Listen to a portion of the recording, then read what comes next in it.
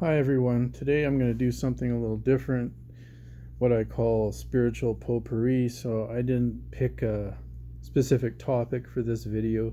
I just wanted to come on and briefly talk about this and that related to spirituality and relationships and oneness and relationship with yourself primarily. And um, I also wanted to talk a little bit about being a scientist and being willing to experiment. So, why don't I just start right there from um, the idea of experimenting with yourself? What do I mean with that? And what do I mean um, regarding experimenting in relationships? Again, as I've said in other videos, it might not be what you think I mean, or it may be a lot wider or um, diverse area than first thought. So I just want to emphasize, spiritually speaking, and as a spiritual being in a physical body, don't be afraid to experiment. And by that I mean, try different things like meditation or um, even some health supplements or um, different healing modalities that you haven't tried before, listening to different spiritual teachers that you wouldn't normally listen to, at least hear them out once before you throw their message away, or maybe just take a little bit of their message and throw away the rest. But you want to be always open to at least trying different things, and at the same time very much using your intuition and discernment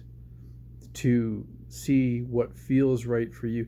And I'll give you a good example of just being careful by using discernment and moderation and intuition.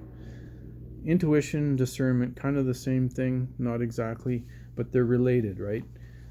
I'll give you a little example that I've been over the years experimenting with different health supplements and have felt like, I'd get really excited about certain ones, thinking, oh, this is so good for you, and it's got endless health benefits. And so I just kind of go for it and use that supplement, and maybe don't give quite enough consideration to moderation and saying, well, maybe I should only use this for a little while, or maybe not take quite as much, or whatever. But we can get into habits like that where we just think, oh, a good thing is, never going to harm you if you have a little too much of it. Well, that's not true. Sometimes things that are initially good for you in moderation can be harmful if not used wisely. So just a quick note about that. And you could apply that to everything in experimenting with different spiritual practices and whatnot. The idea is to moderate and bring balance to your life. Like, yes, you can get into really advanced type of spirituality where you're just meditating all day long. If that's what you truly desire, I don't see any harm in that. Now, somebody might say, well, that's not moderation, but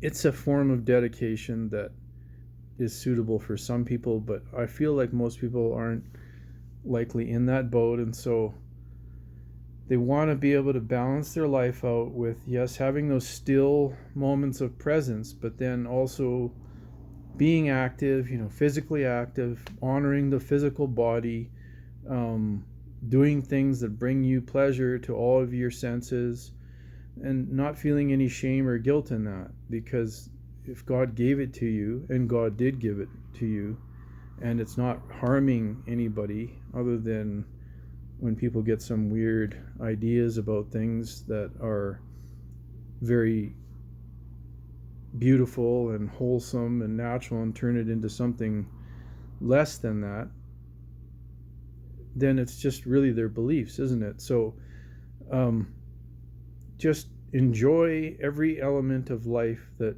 is available to you, including your body, your spirituality, your cognitive awareness, and um, discussing different ideas with a friend or a loved one.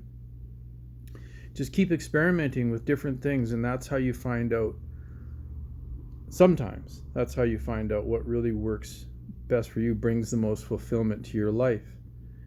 Now, sometimes things just will come spontaneously as well, as they have for me, where you didn't really work towards that, or at least not consciously, or you weren't doing anything in particular that brought on a certain experience, but there it is. You have it, and then sometimes I feel your soul just throws things at you like that, where it's like, here you go, throw this into the mix, and then see where that takes you. And then it gets, sometimes it's just enough to, or it's more than enough to get you asking the right questions and discovering more about yourself and being more whole and true, your true self.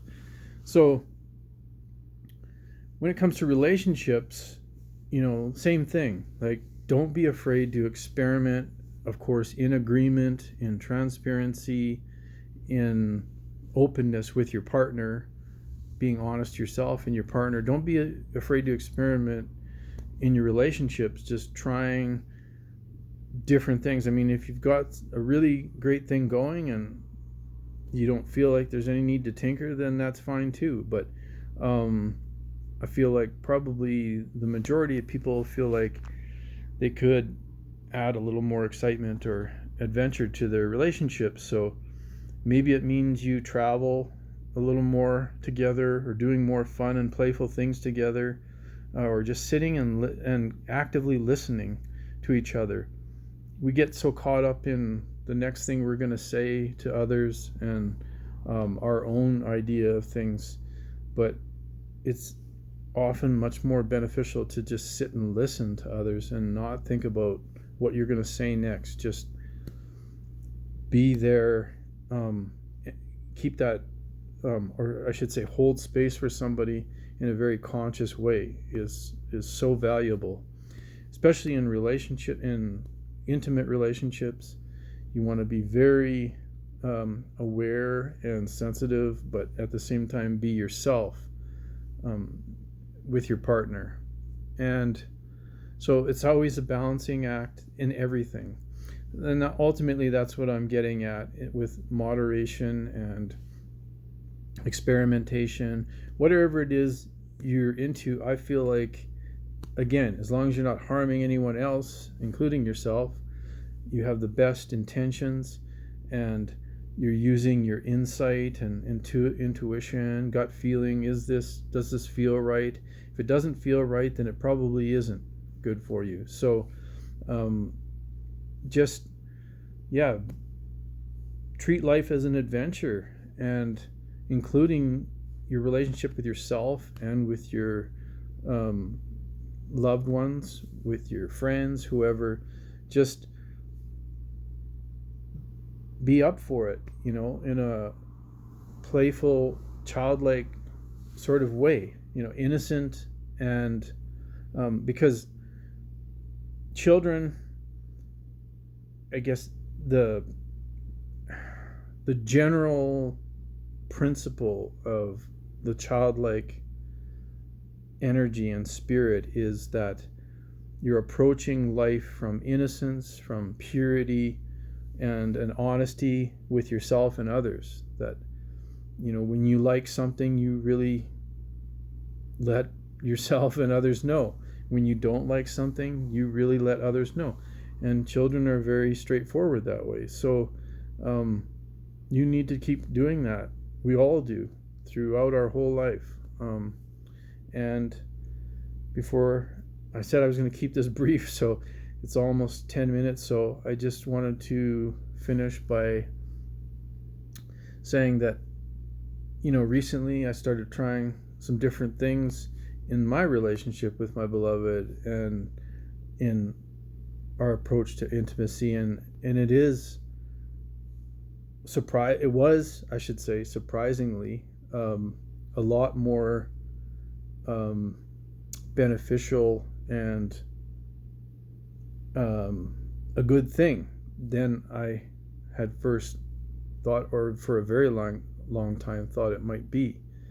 And I'm not going to get into it in this video what exactly it is that I'm talking about, but just know that, again, I found out that there was something that I had some kind of a fear in doing, and also not just fear, but we get stuck in a momentum of this is the way things are meant to be, but it's really oftentimes our idea or beliefs about the way things need to be, not necessarily what's better for us or what's more enjoyable or brings more satisfaction, gratification, fulfillment, all that good stuff.